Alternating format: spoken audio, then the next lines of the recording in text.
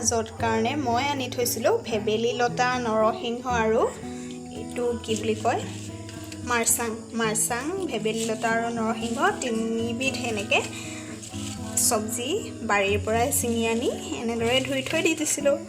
আৰু এতিয়া মই এইখিনি ভালদৰে মানে ঠাৰিবিলাক গুচাই এইখনত অলপমান আধা কুটি ল'ম। আপোনালোকেও কৰোণা ছিজনত এনেকৈ বনাই খাব। আজি মানে মাহঁতে কৰোণা বেজি লৈ আহিছে, সেইটো কাৰণে মই এইখিনি বনাম বুলি ভাবিছিলোঁ। আৰু এইখিনি এতিয়া মই কাটি ল'ম সৰুকৈ, তেতিয়া মিক্সিত দিবলৈ ভাল হ'ব। আৰু কাৰেণ্টটো মানে এই জাষ্ট গ'ল, আৰু তেতিয়ালৈ কাৰেণ্টটো আহিব যাব পাৰে, সেইটো কাৰণে এতিয়া এইখিনি কাটি আৰু কাৰেণ্টটো ইতিমধ্যে আহিলে। আৰু এতিয়া এইখিনি মিক্সিত ভৰাই ল'ম। এনেদৰে ঔষধিযুক্ত মানে পাতেৰে তৰকাৰী খাই কোনে কোনে ভাল পায় মোক জনাব দেই কমেণ্টত। মই কিন্তু বহুত বেছি ভাল পাওঁ, মানে বহুত শক্তিদায়ক হয়, কাৰণ এইখিনি একো সাৰ নিদিয়াকৈ হোৱা বস্তু আৰু প্লাছ বাৰীতে থাকে। চবৰে বাৰীত নাথাকে বাৰু, কিছুমানৰ বাৰীত থাকে। গতিকে অকণমান পানী দি দিছোঁ আৰু এতিয়া এইখিনি মই মিক্সিত মাৰি ল'ম। মাৰি লোৱাৰ পাছত এইখিনি দেখিছেনে এনেকুৱা হ'ল।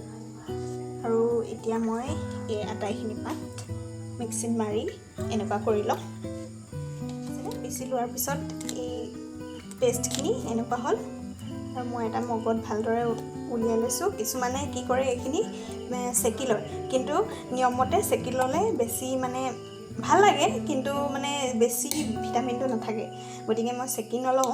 আৰু এইখিনিৰ লগত মানে মই এইখিনি বনাবলৈ মই লৈছোঁ কেইফুটামান নহৰু আৰু অলপমান আদা, দুটুকুৰা আদা, আৰু সৰু আলু লৈছোঁ দুটামান। মানে ডাঙৰ আলু দেউতাৰ ডায়েবেটিছ থকাৰ কাৰণে দেউতাই খাব নোৱাৰে, আৰু দেউতাই নোখোৱাৰ কাৰণে আমিও মানে দিবলৈ বেয়া পাওঁ, কাৰণ দেউতাওতো খাব জোলটো, সেইটো কাৰণে সৰু আলু ব্যৱহাৰ কৰিছোঁ। আৰু দুটামান জলকীয়া চাগে দেখিয়ে পোৱা নাই, ৰঙা হৈছে প্লেটখন। আৰু জালুক অকণমান আৰু লং দুটামান। এই আটাইখিনি মিক্স কৰি মই এতিয়া এই ঔষধিযুক্ত তৰকাৰীখন বনাম। আদা, নহৰু আৰু লগতে জলকীয়া কেইটা দি দিম, মানে পটাত পিচিম। এনেকৈ পটাত পিচিলে বেছি ভাল হয় মিক্সিতকৈ। আৰু জালুককেইটাও দি দিম লগতে। লং মই 3টা লৈছিলোঁ, এটা ইয়াত দি দিছোঁ আৰু 2টা তেলত দিম। আপোনালোকে এনেদৰে খুন্দনাত খুন্দিব, আপোনালোকে জানেই বনাব। হ'লেও মই ব্লগটো বনাইছোঁ আৰু ঘৰত মানে আজি ৰাতিৰ সাজটো দেখুৱাই দিছোঁ। আৰু এইখিনি এতিয়া মই এনেদৰে পিচি ল'ম।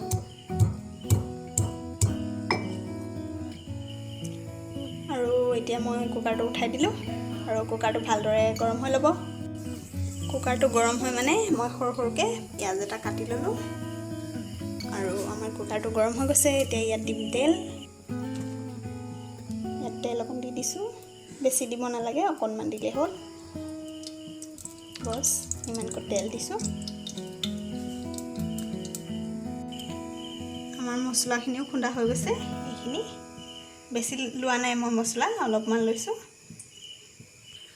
অলৰেডি তেলখিনিও গৰম হৈ গৈছে। আৰু এতিয়া মই গেছটো চিমত দি দিম, অকণমান চিমত দি দিম। আৰু তেলৰ পৰা দেখিছেনে ধোঁৱা ওলাই গৈছে। আৰু এতিয়া ইয়াতে দি দিম পিঁয়াজ কেইটুকুৰা।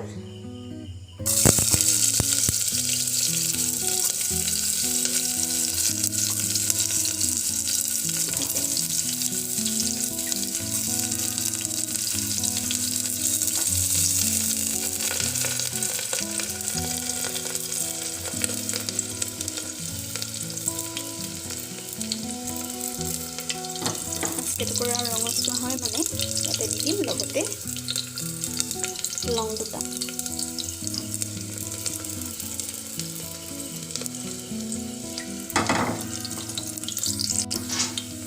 এতিয়া দি দিম অকণমান হালধি গুড়ি।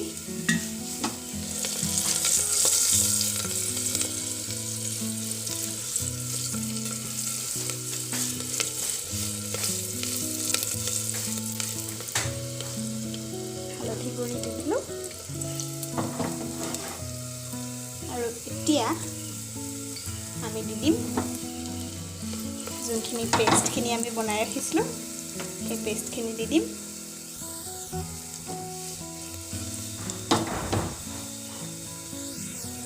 এতিয়া দি দিছোঁ পেষ্টখিনি, আমি বনাই ৰখা পেষ্টখিনি।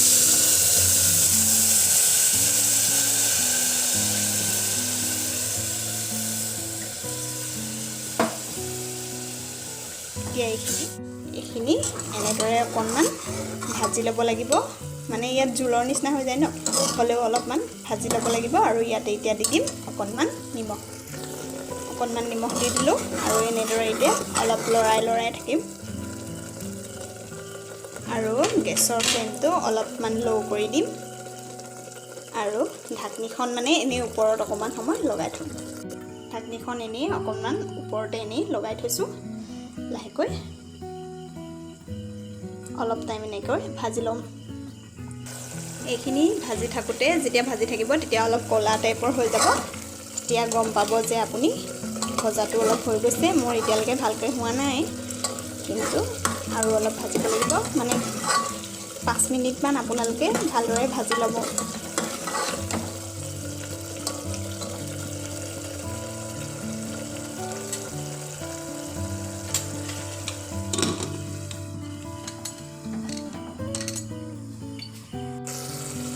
এয়া দেখিছেনে অলপ ক'লা হৈ গৈছে আৰু মোৰ এতিয়া এইখিনি ভজাখিনি হৈ গৈছে আৰু মই ইয়াক ভাজিব নালাগে।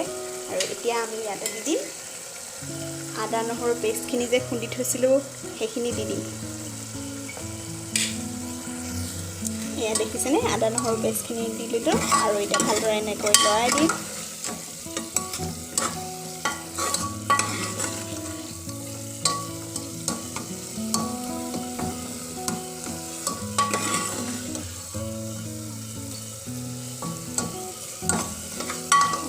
লৰাই দিলোঁ আৰু এতিয়া মই ইয়াতে দি দিম টিকলা আলুকেইটা।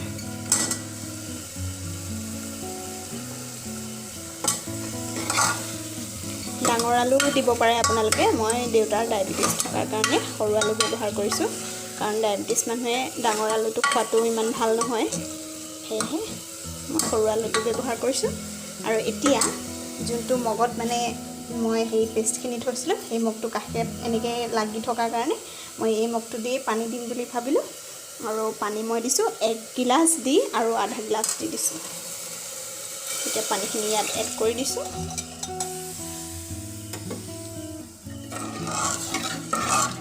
এতিয়া ভালদৰে কাষত থকাখিনি এনেদৰে লৰাই আঁতৰাই আনিব লাগিব।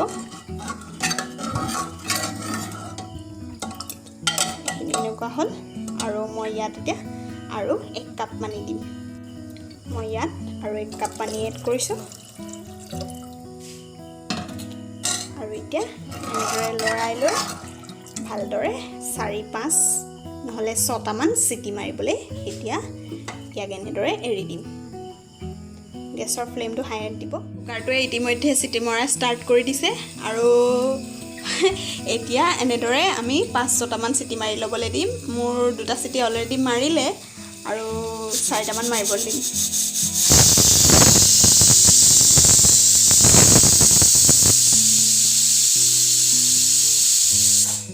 আৰু চিটি মাৰে মানে মই এতিয়া ৰুটি বনাই ল'ম। দেউতাৰ ডায়েবেটিছ থকাৰ কাৰণে ৰাতি প্ৰায় ৰুটি খায় আৰু ৰুটিকেইটা মই আটাকেইটা মাৰি ল'ম, তেতিয়ালৈ কুকাৰটো খোল খাব।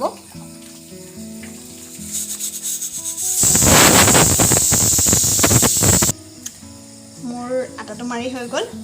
এদিন মই আপোনালোকক কেনেদৰে আটা মাৰিব আৰু কেনেদৰে মাৰিলে কোমল হয় সেইটো দেখাম। দেখিছেনে কিমান কোমল হৈছে। এইফালে দেউতাৰ কাৰণে মই ৰুটি বনাই আছোঁ। ৰুটিটো অকণমান বেকা-বেকি আছে, বৰ বেকা-বেকি হোৱা নাই, কিন্তু অলপমান বেকা-বেকি হৈছে। বাকীকেইটা হৈ গৈছে আৰু 2টা আছে, এইটো আছে আৰু এইটো আছে।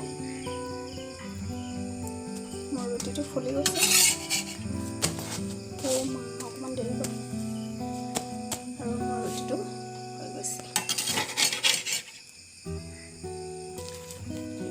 থৈ দিছোঁ আৰু এতিয়া মই তাৰপিছত বহাই দিম ভাত।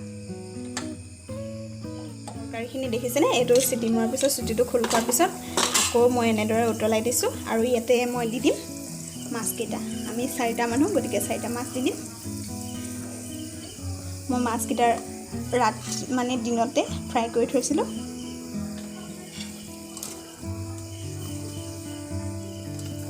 এতিয়া মাছকেইটা ভালদৰে এনেদৰে অকণমান লৰাই দিম আৰু ভালদৰে এইটো উতলিবলৈ দিম।